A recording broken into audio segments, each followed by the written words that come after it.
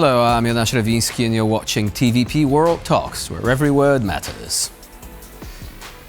Our shared objectives should be to put Ukraine in a position of strength. Ukraine and Europe must be part of any negotiations, says a joint statement from the Weimar Triangle summit in Paris. You won't receive any awards for guessing why it was made now. The obvious answer is Donald Trump and his recent conversations with Vladimir Putin and Volodymyr Zelenskyy made in that exact order. Leaders of Poland, Germany and France have acknowledged that Europe must be able to stand on its own in order to stand with Ukraine. Can the Weimar Triangle become one of the drivers of the changes yet to come? Joining us now is Maria Skóra, Policy Fellow at das Progressive Zentrum. Hello and welcome to TVP World. Hi, good afternoon. Thank you for having me. So first of all, do you think that the Weimar Triangle may actually be able to take advantage of the opportunities that this situation offers, but also will it be able to meet the challenges? Well, that's a very good question. And I think Weimar Triangle over years has been or was an unfulfilled promise. It was perhaps a limping cooperation in the last year, especially at the diplomatic, especially at the diplomatic level. And paradoxically, the Russian aggression of Ukraine gave this format an impetus to revived cooperation. So this was an exogenous factor. War in the EU neighborhood, almost on the Polish border, but it was also facilitated by endogenous factors. And this was the change of political dynamics in the countries involved, a new beginning in Germany with Olaf Scholz taking over in 2021 and Donald Tusk in Poland in 2023. And I think especially this Polish component was important. No more anti-German rhetoric or hostile rhetoric was coming from Warsaw. So Weimar Triangle enjoys a sort of revival, and in current circumstances, when we see the United States, a change of in the White House in the United States, as well as the ongoing conflict in Ukraine, a Weimar Triangle has at least this ambition to be a platform to facilitate the ending of this war in a way that wouldn't harm Ukraine and also protect European security. But before the war ends, it might be necessary to provide further support, military support. Do you think it will be easy to reconcile the vastly different approaches of the three countries? Poland, which was essentially leading the way before anybody else did, back when the war was only just starting. Germany, which was always very restrained and took a while to actually adopt policies which Mr. Scholz in particular said could actually anger Russia, could provoke some sort of escalation. And France, which was in between, like it was able to respond to challenges quicker than Germany did, for example. Would you say that these three countries are able to find a common ground when it comes to support for Ukraine as time goes by right now? Well, actually, President Macron was trying to leap forward at times with his speech. He did not even exclude the possibility of sending troops to Ukraine, which at that time was a pretty bold idea. But you're absolutely right. Germany in the beginning was rather cautious in supporting Ukraine, especially sending weapons. But this gradually changed, and together with the Zeitenwende, also the optics of Germany on Russia and on their own defense and security policy change. But indeed, there is still some hesitance, especially when it comes to sending Taurus and when it comes to possible sending troops to Ukraine. And here, I think, again, the dynamics in Germany and the current political situation is a key. As you know, in less than 2 weeks, Germany is facing snap elections, and most probably Olaf Scholz will not be the next chancellor of Germany. He will not continue his mission. And here, Friedrich Merz has become more active in representing Germany in the talks about Ukraine on Ukraine. He suggested that he would really like to meet J.D. Vance to discuss Ukraine and trade agreements, German-American trade agreements. And he is also more and more vocal about German involvement in supporting Ukraine. He also supports this multi-format, so Weimar Plus, not only Poland, France, Germany, but also inviting other key European partners like Italy, like Spain, like the UK, so going beyond the EU. And let's see how this plays out. I mean, Scholz, most probably won't be the chancellor, as I mentioned, but Friedrich Merz a little bit jumps ahead and behaves like almost he were a chancellor. Well, probably he will, but we still have to wait for the elections. But definitely we can see the pivot in German policy and attitude towards Ukraine. And we have to wait till February 23 to see if this will materialize. What if there is not enough time? I mean, we used to think about the question of sending troops as something we like to speculate about, but it's most likely something that's far away in the future. Now the United States, Donald Trump in particular, they want to end this conflict fast. And they say, we're not sending any troops to Ukraine. You, the Europeans, will have to. Poland said, we're not really that willing to send troops because we need to maintain our own deterrence. Do you think that the Weimar Triangle could be useful as this sort of platform to meet and talk about how we on the eastern flank are not capable of doing that, not capable of contributing troops to this mission, but Western countries actually should do that? Do you think that it will be able to convey this message to our allies in Germany, France and beyond? Well, to be fair with you, the statement released after the meeting in Paris a few days ago says a lot.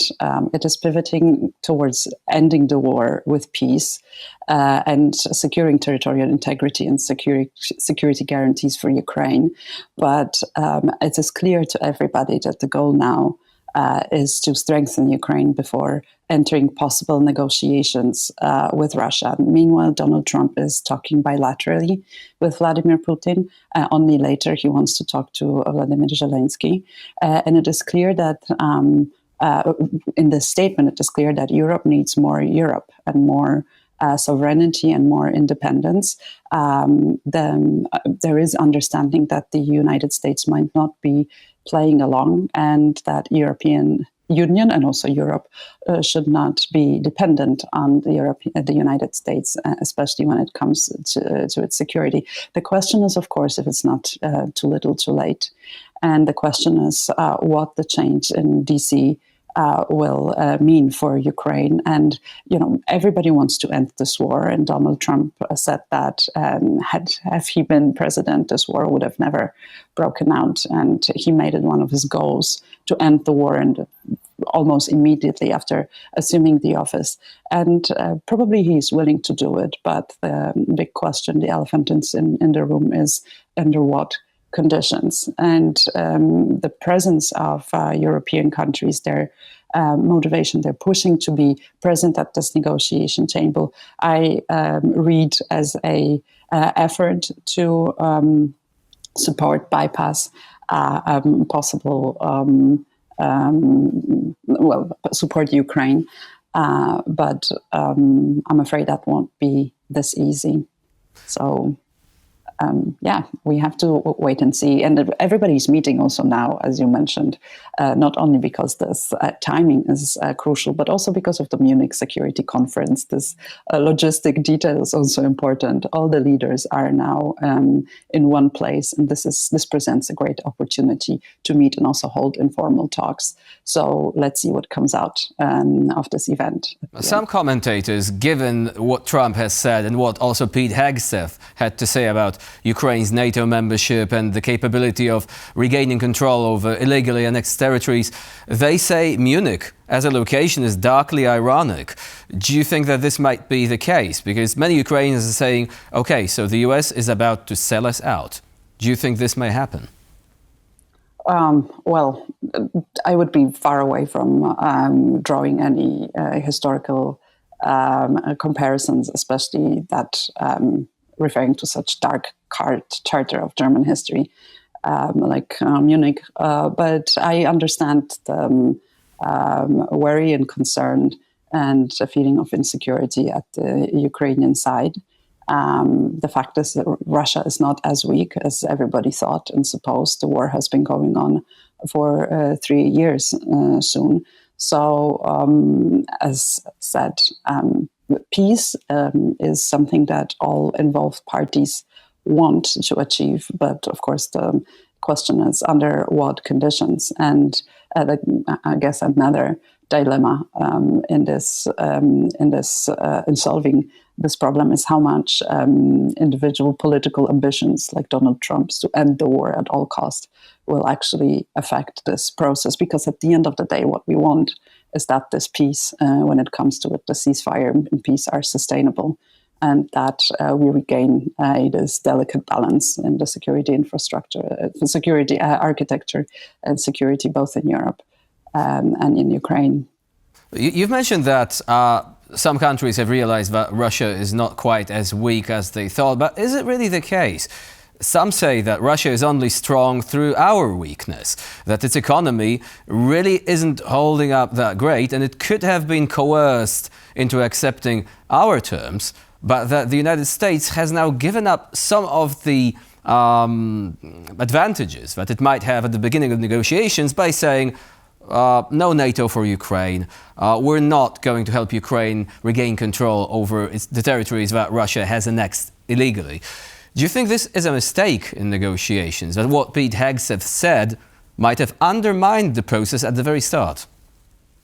Well, I think they're just sending very clear signals to both sides about the current position of the United States, and also perhaps drawing lines what is possible and what is not possible in those negotiations. And this is a moment where the Weimar Triangle and the Weimar Plus, the European leaders that want to be involved in this process, should carefully listen to and consider what actually they want and what they want to achieve through this process, because obviously we see that this will be a pull and push effect.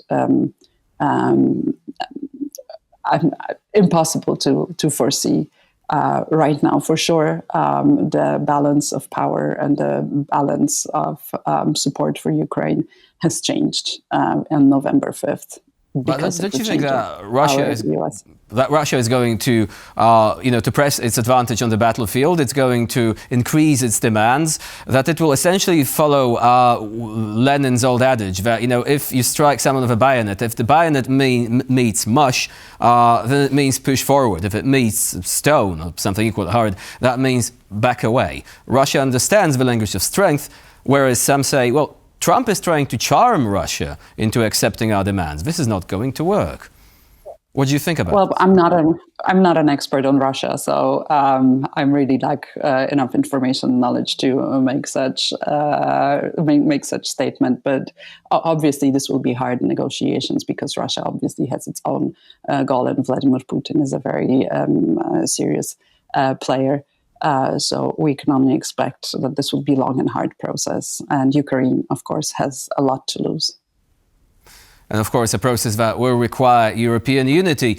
As Poland's Prime Minister has said in a social media post, that we need to do this together. Maria Skóra was our guest today here on TVP World. Thank you very much for joining us and for sharing your insight. Thank you very much for having me. And I'm Jonasz Rewiński. You're watching TVP World. Please stay with us here on TVP World for more latest news and updates.